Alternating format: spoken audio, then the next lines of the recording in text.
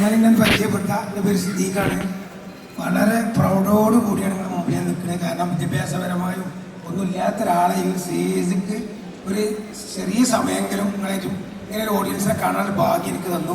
എംപവറിനോട് നന്ദി ഞാൻ രേഖപ്പെടുത്താണ്.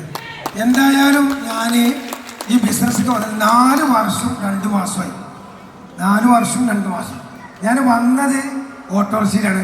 ഇപ്പം ഞാൻ ബെൻസിലാണ്. നിങ്ങൾ ഊഹിച്ചാൽ മതി എന്താണ് ബെൻസ്, എന്താണ് നിങ്ങൾ ചിന്തിച്ചാൽ മതി.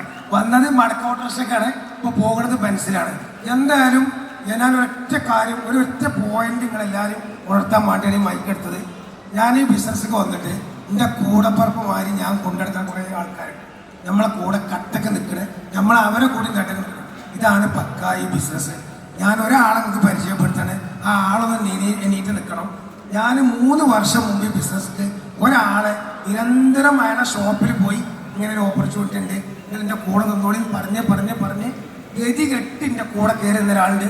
അവിടെ ഇരിക്കൊണ്ട് ഒരാൾ പച്ച കോട്ടൊക്കെ കെട്ടി, അഷ്റഫ് എന്നാണ് പേര്. വന്നിട്ടുണ്ടെങ്കിൽ ഈ വ്യക്തിനെ ഞാൻ 3 വർഷം മുമ്പ് ഈ ബിസിനസ് കൊടുത്തു.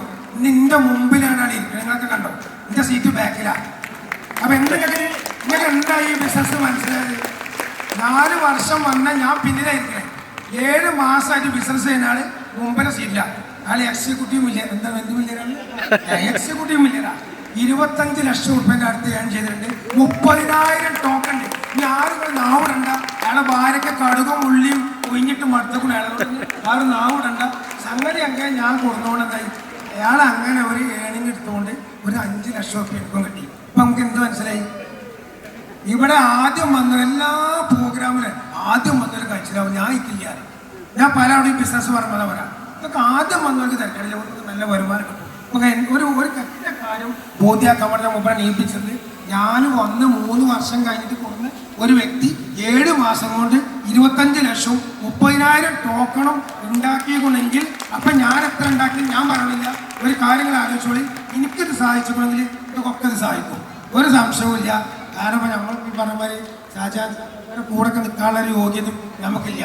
എന്നാലും ഒരു 59 തോന്നുമെന്ന് എനിക്കറിയില്ല. 59 വയസ്സായി കണ്ടാലും 38 തോന്നിക്കൊള്ളൂ. അതിൻ്റെ ഒരു പ്രത്യേകത. 59 വയസ്സ് തേഞ്ഞിട്ടില്ല. 68 കഴിഞ്ഞ് 59 കടന്നുകൊണ്ട് ഇപ്പോഴും ഞാൻ ഡാൻസ് ചെയ്യാൻ പറഞ്ഞാൽ ഡാൻസ് ചെയ്യും, പാടാൻ ഞാൻ പറഞ്ഞാൽ പാടും. ഇങ്ങനെ ഒരു എനർജി വന്നത് എംപവറിൽ നമ്മുടെ കൂടെ, ഒരു സംശയം. കാരണം ആരും മുമ്പിലും മൈക്കെട്ട് സംസാരിക്കാനുള്ള പവർ. സത്യം പറഞ്ഞു, രവീന്ദ്ര സാറ് പറഞ്ഞു എൻ്റെ കാലിൻ്റെ മുട്ടിടിക്കൊണ്ട്. ഞാൻ ശരിക്കിനോടാണ് ഞാൻ പറയും, എനിക്കൊന്ന് പേടി ഉണ്ടാവും സ്റ്റേജിൽ നിന്ന്. ഇന്ന് നിങ്ങൾ അങ്ങട്ടിരുന്ന് സംസാരിച്ചുകൊണ്ടിയാണ്, നിങ്ങൾ നോക്കണ്ട.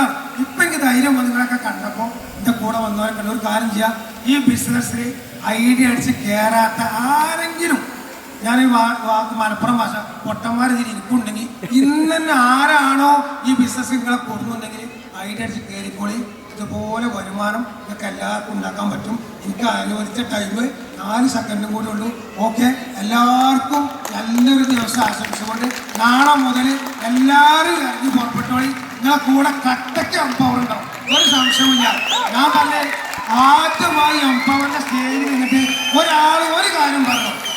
നമ്മളെ ഒരു സ്ഥലത്ത്, ഞങ്ങളുടെ നാട്ടിൽ മലപ്പുറത്തെ സ്ഥലത്ത് നടക്കും, 10,000-കണക്കിന് ആൾക്കാർ പങ്കെടുക്കുന്ന സ്ഥലത്ത്.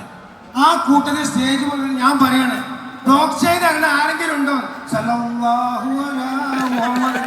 ചെല്ലൂര് ആ സ്ഥാനത്ത് ഇന്ന് ഈ ഇരിക്കണ ഓരോരുത്തരും എന്താണ് ബിറ്റ്കോയിന്, എന്താണ് ബ്ലോക്ക് ചെയിന്, എന്താണ് ഡീസെൻട്രലൈസേഷൻ, എന്താണ് സ്മാർട്ട് കോൺട്രാക്ട് അറിയാത്ത ഒരു മനുഷ്യരുണ്ടാവില്ല. അങ്ങനെ നമുക്കൊരു പവർ തന്നത് എംപവറാണ്.